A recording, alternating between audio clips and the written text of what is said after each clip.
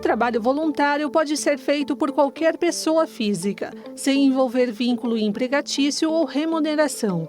Seja em organizações não governamentais, organizações da sociedade civil ou mesmo em instituições privadas ou religiosas, o voluntariado pode ser exercido de diversas formas, até mesmo remotamente, de acordo com seu tempo livre e habilidades. Mais do que um diferencial no currículo, o trabalho voluntário pode mudar a vida não só do público-alvo, mas também daqueles que o promovem e a sociedade como um todo. Hoje, vamos conhecer as características e benefícios de ser um voluntário e também como é o dia a dia de uma organização da sociedade civil que nasceu com essa finalidade. Continue com a gente aqui no Bendita Hora. Estou recebendo aqui na Rede Vida de Televisão Valdir Cimino. Valdir Cimino, ele é mestre em Ciências da Saúde, mas ele é, sobretudo, fundador da Associação Viva e Deixe Viver, que é uma ONG que trabalha com uma contação de histórias aí para as crianças, adolescentes, nos hospitais do Brasil todo. Isso é uma coisa maravilhosa. Primeiro eu quero perguntar para ele, seja bem-vindo, Valdir, muito obrigado, viu? Muito obrigado, Padre. Obrigado por estar aqui com a gente. Carinho e atenção. Mas olha, é importante a gente ter contatos com pessoas como você, né? Que tem um ideal maravilhoso e nos contagia com esse ideal. Isso é muito bom mesmo. Fico muito feliz. Eu queria saber, antes da gente conversar sobre o voluntariado, eu queria saber da Associação Vive e Deixe Viver, foi fundação sua. Isso. Há 26 anos atrás, 26 anos. Morando nos Estados Unidos, para melhorar meu inglês, eu fui para uma organização de idosos que eram contadores de história. E eles melhoravam a pronúncia dos estrangeiros. Ah, que interessante! Então, assim, eram idosos com as profissões mais fantásticas. Então, eles davam um suporte para os estrangeiros. E eles através de contar história? Através da contação de história. E os temas eram os mais variados. E uma dessas senhoras um dia virou e falou assim para mim, ó, a gente está doando o melhor da gente, que é a nossa hora qualificada. Isso me pegou. Ela falou assim, você vai doar o quê para quem? Já que estamos doando para você o nosso melhor. Aí eu pedi uma recomendação e ela me indicou o The Hospital for Sick Children, em Nova York. E aí eu fui me alistar. Não tinha internet, não tinha nada. Eu cheguei lá já achando que ia me ambientar e fazer alguma ação voluntária. Eles falaram, não, tem um curso aqui de formação. São 5 passos, são 5 módulos, porque você provavelmente vai atender algum paciente como que é, paciente em casa. Ah, também? Olha. Então, assim, nosso cuidado é que você entenda também dos procedimentos da saúde. Entendi. Não só ser um voluntário. Aí eles perguntaram, o que você quer fazer? Eu posso ler, posso fazer uma lavanderia, posso lavar um prato. E aí, 15 dias depois da formação, eu recebi uma ligação da irmã de um paciente falando, olha, meu irmão quer que você venha ler as críticas de cinema, críticas de teatro, porque ele perdeu a visão. Nossa, e aí, então, eu me senti muito confortável, porque com os idosos eu contava a história e com ele eu lia. Então, deu um match muito interessante. Voltei para o Brasil em 92, e de 92 até 97 ficou tudo muito adormecido, mas eu tinha eu trabalho com comunicação, entre a emissora de TV que eu trabalhava e o meu apartamento, tinha um hospital Emílio Ribas no meio do caminho. Você trabalhava na TV? Na Rede Globo. Na Globo? Isso, trabalhei muitos anos na Globo, MTV. Interessante. Enfim, trabalhei na área, eu sou publicitário. Publicitário, E essa vivência, né, da gente contar a história para o público. Olha que interessante. Eu peguei e falei assim, olha, eu acho que eu posso utilizar as mesmas técnicas de persuasão para levar a promoção da leitura no nosso país. Padre Juarez, o que me incomodava demais, trabalhando com a comunicação, era ver o quanto o brasileirinho não gostava de leitura. É verdade. Então, a gente tinha ali um sentimento assim que precisa ter um resgate. E eu achei que o contador de história ele poderia ser um bom agente dessa... E fui bater na porta do Emílio Ribas. Emílio Ribas. E ali fui super atendido pelo pelo diretor técnico. Isso. Mas ele falou, olha, você tem que conversar com o padre João Mildner. João Mildner, meu amigo, João Mildner, que naquela época, isso foi em 90 e pouco. Foi 97. Ó, lembrando que em 97, uma época que o Emílio Ribas era talvez um dos únicos hospitais no Brasil que atendia os pacientes de HIV. Exatamente. Isso era uma realidade muito, desculpa, muito séria, porque ele vai bater na porta de um hospital que aqui em São Paulo, por incrível que pareça, as pessoas tinham medo de passar na frente do hospital. Bom, eu não preciso dizer que cada vez que eu falava que trabalhava no Emílio Ribas e estendia a mão, a pessoa mais ou menos Isso mesmo. limpava a mão. Eu acho que os novos precisam saber disso, Valdir. Os novos precisam saber disso, que era um preconceito tão grande, que isso que ele está falando, médico, enfermeiro, falar, eu trabalho no Emílio Ribas, as pessoas tinham medo, porque tinha ignorância em relação Era muito, existia. E a gente foi percebendo, né, em algum determinado momento, falei, padre, me acolhe porque o negócio aqui é a leitura. Eu falei, não sei o que vai acontecer. E o boca a boca, padre Juarez, foi crescendo de uma forma tão rápida, né, que nesses 26 anos nós estamos em 88 hospitais com quase 900 voluntários, né? Eu tenho voluntário que conta a história, mas tenho voluntário que não quer entrar dentro do hospital, não quer ver criança doente, mas nos ajudam nas atividades, nos eventos, nas coisas que a gente realiza. E a contação de história é só para criança, não? Então, no início a gente focou a criança, né? Porque a criança era o nosso objetivo. Se a gente tem uma criança leitora, você não está lendo só para a criança. Está lendo para a família. É verdade. E às vezes a criança não quer a história, mas a mãe está prestando atenção, o pai, a avó, né? E eles falam, não, fica quietinho, ele está contando uma história aqui, né? Não, deixa ele brincar que a gente conta a história. A gente foi percebendo a força da contação de história junto aos pais. Então os pais questionavam que livro é esse, onde eu posso adquirir esse livro, né? Isso nos deu uma possibilidade enorme de começar a olhar para esse público adulto.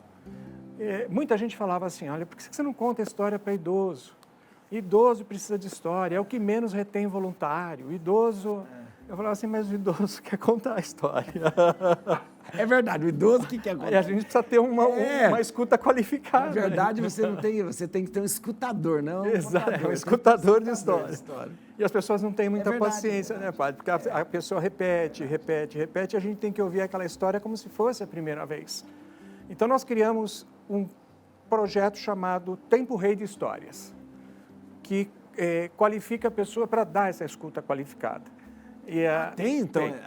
Então, a gente atende a criança no Vive e Deixe Viver e o Tempo Rei de Histórias é para a gente levar a pessoa que tem toda a paciência do mundo para escutar. Para escutar e também retirar uma história. Aí sobe para um site.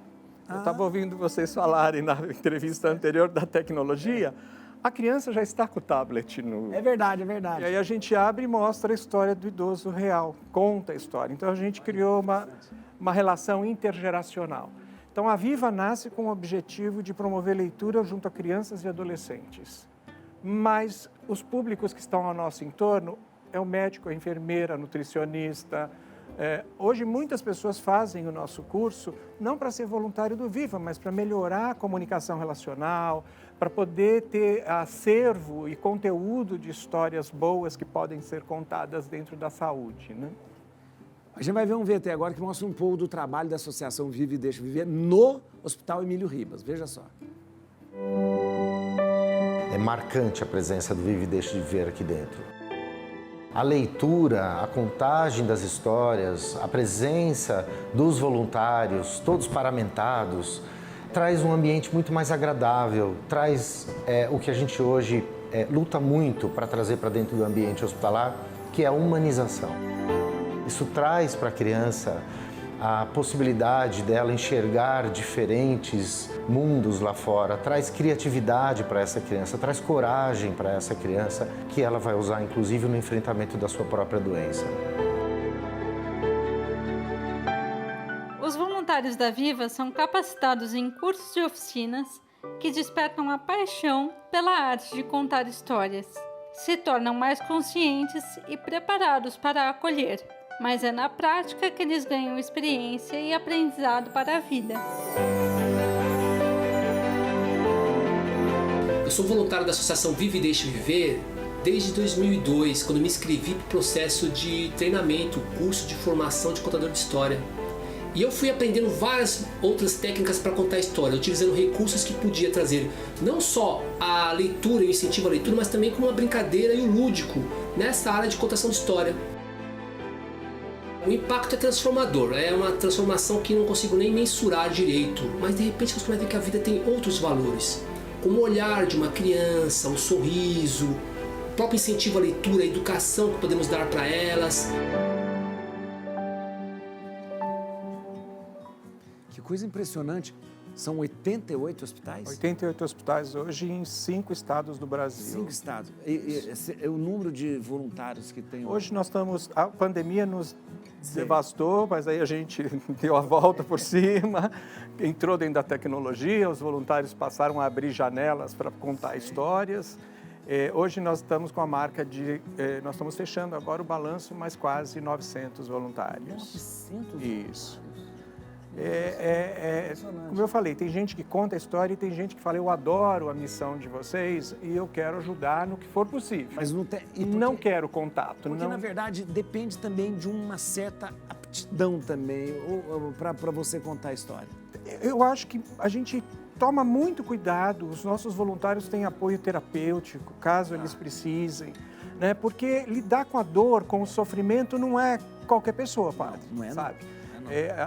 Eu acho que eu aprendi nessa cartilha, né, dentro do próprio Emílio Ribas, que foi a minha escola, né?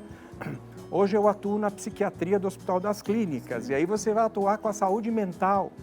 E aí você lida com uma fragilidade humana, porque aquela criança muitas vezes está num tratamento que ela pode vir a melhorar, mas você tem a angústia profunda dos pais também nesse processo.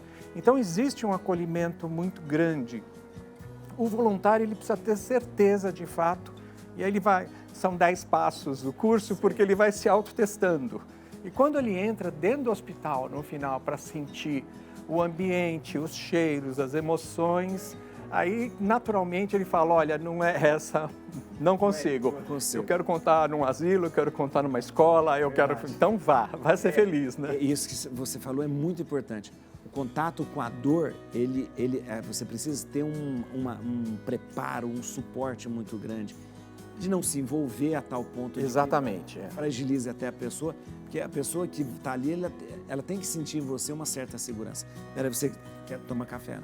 Eu aceito. Toma café sim, porque o café tá bom demais. Valdir, você toma café com açúcar ou sem açúcar? Não, sem açúcar. Eu não acredito que você também é da seita do café sem açúcar. É recente, viu? Ah, é? Tá vendo? Ah, não. Se converteu agora, né? Eu ainda não converti, não. Valdir, porque a gente vê assim, trabalhos voluntários, e a contação de história, ela trabalha muito com a imaginação, né, Eu acho que assim, todo o papel, né, do publicitário, da pessoa que vai envolver, o que, né, cumpre-se uma promessa. Sim. Né? A gente nunca se prepara para contar aquela história. Sei. Eu vou levar aquela história para a hora que eu abrir a porta. Porque cada vez que você abre uma porta, é uma surpresa. É uma surpresa. Você pode encontrar um adolescente que fala assim, ó, não gosto de história. História é coisa de criancinha. Aí então você vai levar um livro um pouco mais interessante, ou vai discutir um pouco a relação dele com a vida. Sim. Porque às vezes é só um papo que a pessoa precisa, sabe? E a gente pode recomendar também, né? É o que eu faço hoje. Eu atendo a maior parte das crianças que eu atendo hoje estão na faixa, estão beirando a adolescência. Sei. Então eles vêm com muita contestação, né? Questionam muito a vida. E aí a gente mostra, né? Alguns a gente tem que convencer que a educação é abrir portas para o futuro. Então a gente traz muito desse acolhimento e dessa empatia, né? A criança... E a gente leva possibilidades. Então, nós temos uma sacola literária. Aí eu mostro para a criança, eu tenho tenho esse, dou spoiler, né? E a criança escolhe, eu quero esse, eu quero aquele, né? Às vezes a gente percebe que o tempo está rugindo e a gente fala, olha, eu vou ler a última história agora.